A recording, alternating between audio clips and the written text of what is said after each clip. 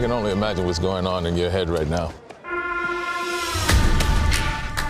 Every day you're on the run, you're digging a hole that you may not be able to get out of. I'm not running from the CIA.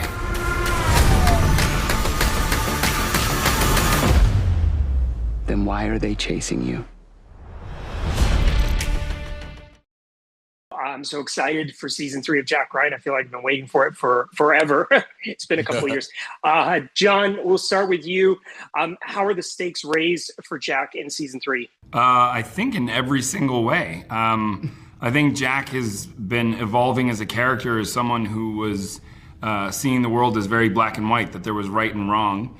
In season 2, Greer very clearly explains to him that that's not how the world works, that the gray area is where you have to operate. And so in season 3, with that information, Jack has to double down on his instincts, even if it means going against his own agency. So it's actually the CIA who's hunting him down in season 3. So I think the stakes are raised in every single level. And certainly making the show, we actually had the fans in mind very much, because due to the pandemic, it's the reason why we had such a big delay between season 2 and 3.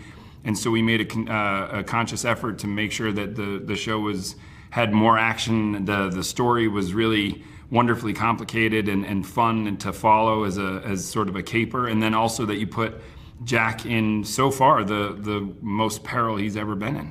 Wendell and Michael, how do your characters get drawn back in? Because when we left them off at season 2, we didn't really know where things stood with those two characters. Well, he saved my life.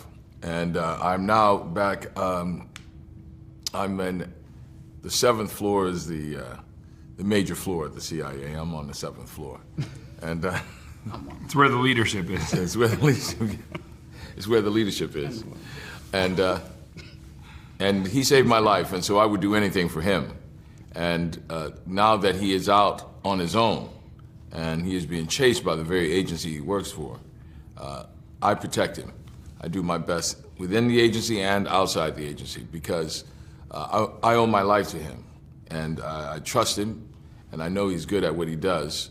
So he wouldn't do anything that he didn't believe was really important and worthy. And so I want to make sure that I'm there for him. And so there's a lot more intrigue and espionage on my end, because I have to be diplomatic within the agency and very, very swift with my actions and decisions outside the agency to save him. And Michael, what about you? I mean, you were saying at the end of season 2 that you were going to be shipped off to Timbuktu. Yeah. They didn't even give me that, did they? I'm out of the CIA. My actions at the end of 2 obviously lead to a not so good ending with the CIA. So I start my own company, security protection sort of thing, for good and not so good people. I tend to do whatever it takes to make ends meet, so to speak. But then Jack calls, and I know if he calls that there's a damn good reason for it, so I immediately go and help him. John, when Jack Ryan debuted in 2018, it was part of a rebirth kind of for you. You also had A Quiet Place in the same year. Did you see the character in the series as a kind of a creative restart after so many seasons on The Office? Yeah, I mean, I think it's been, I think every career is an evolution and sort of a slow transformation. Certainly 13 Hours was my big moment of doing something that drastically different and starting to play a role that had ties to the military and things like that, which was really fun. And then I think Jack Ryan came from that when I believe it was the head of the television studio saw 13 Hours and said that I might make a good Jack Ryan, which I'm so glad that she did, because at the end of the day, playing Jack Ryan, he was one of my favorite characters growing up. I think that I heard some other actors have tried to play the part. I didn't know that before today, but no, it was exactly those actors. It was specifically Alec Baldwin and Harrison Ford's take on it that made me fall in love with the character. And I think the reason why he was such an important character to me was because he could be real. You could believe that he lived in the world with us rather than as a superhero. And I think what we were able to do in this show, and what felt like a rebirth for the character, was that we got to play in the long form storytelling format. So we got to actually spend a lot more time with Jack. We got to explore these relationships that you thought you knew from the movies, and really just dig in deeper and get a new sense of who he was in the world that he's living in. And so that's been the honor to work with these guys and sort of bring something that everybody thought they knew to a new life.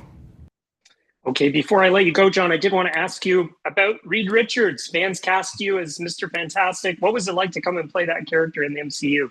Well, it's funny to tie it into Jack Ryan. I got the call right as we were wrapping season 3, and Kevin Feige said, "Would you ever want to come and play with us for a day?" And so I flew from Budapest straight to LA and left the Jack Ryan set one day and walked on to the Marvel set the next day, and that was a real thrill. Just to get to play with them for that one day was really, really special, and they've got a fun thing over there for sure. Jack, I'm telling you this as your friend. Run.